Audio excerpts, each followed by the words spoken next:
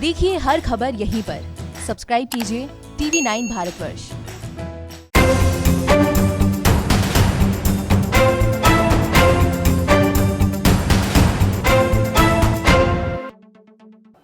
नमस्कार, मैं Vishnu Shankar TV9 Bharatvarsh digital के मंच से। आज बात राजस्थान के राजनीतिक खेल की। राज्य में पिछले एक महीने से कांग्रेस सरकार में चल रही उठापटक खत्म हो गई है। सचिन पायलट की घर वापसी हो गई है और फिलहाल अशोक गहलोत की सरकार पर कोई खतरा दिखाई नहीं देता। आइए देखते हैं कि इस गेम ऑफ थ्रोन में किसका ग्राफ ऊपर गया और कौन नीचे आया। साफ है, अशोक गहलोत राजस्थान कांग्रेस के सबसे होशियार और ताकतवर नेता साबित हुए हैं। वो फिलहाल सीएम बने रहेंगे। उन्होंने अपने प्रतिद्वंदी सचिन पायलट को न सिर्फ सरकार और पार्टी अध्यक्ष के पद से बेदखल किया, बल्कि ये स्थिति ऐसी ही बनी रहेगी एक लंबे समय तक, ऐसा लगता है। सचिन पायलट कांग्रेस में बने रहने के लिए क्यों मान गए?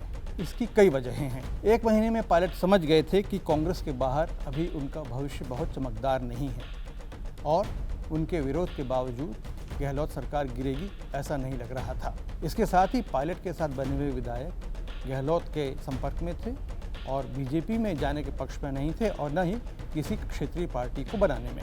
कांग्रेस में लगातार ये सोच मजबूत हो रही थी कि संध्या के बाद अगर एक और युवा नेता पार्टी छोड़कर जाता है तो इससे न सिर्फ पार्टी की किरकिरी होगी, बल्कि ये संदेश भी जाएगा कि प्रतिभाशाली युवा नेताओं की कांग्रेस में जगह नहीं है और ये भी कि पार्टी की फर्स्ट फैमिली ये नहीं चाहती कि राहुल गांधी के मुकाबले में कोई भी युवा नेता खड़ा हो।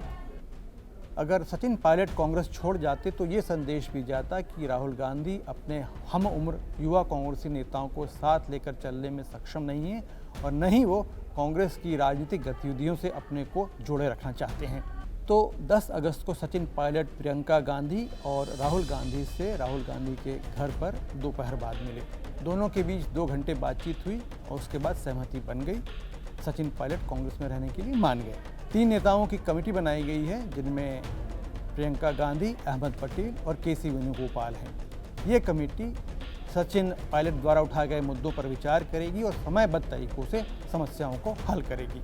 लेकिन सच्चाई ये भी है कि कांग्रेस में हुई ये सुलह बहुत मजबूत नहीं दिखाई देती, क्योंकि पायलट और गहलोत के रिश्ते सुधरेंगे ऐसा लगता नहीं, खास करके तब जब एक पक्ष दूसरे को निकम्मा, नाकारा जैसे विशेषणों से नवाज चुका हो।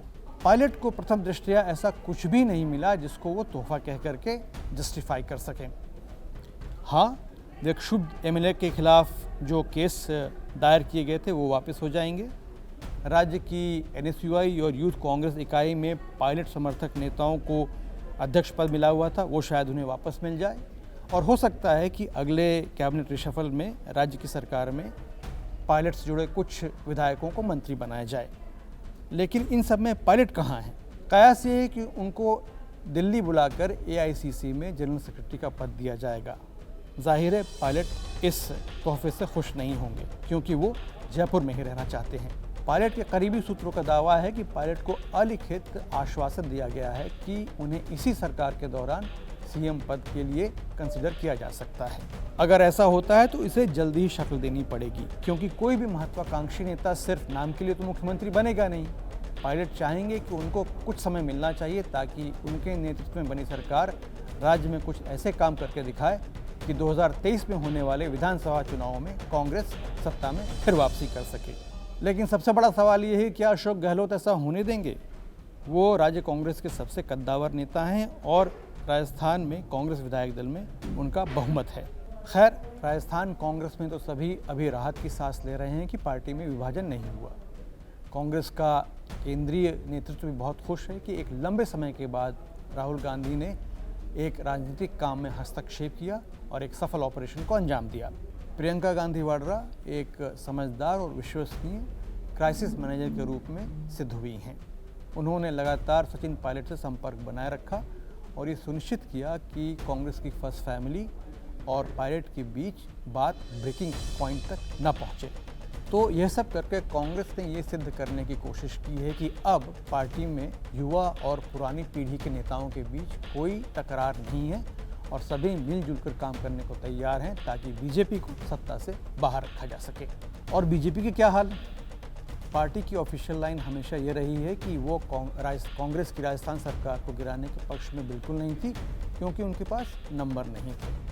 अब इस बात में कितनी सच्चाई है ये सभी जानते हैं।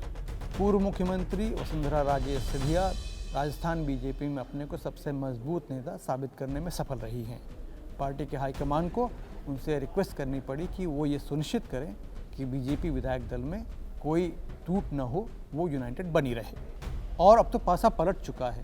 कांग्रेस विधायक दल को ये डर सता रहा है कि कहीं अशोक गहलोत उनके बीच ही सेंध न लगा दे। इसीलिए शायद बीजेपी ने अपने 19 विधायकों को गुजरात में पोरबंदर भेज दिया था। हमारे देश के संदर्भ में कहा जाता है कि there is never a dull day in politics.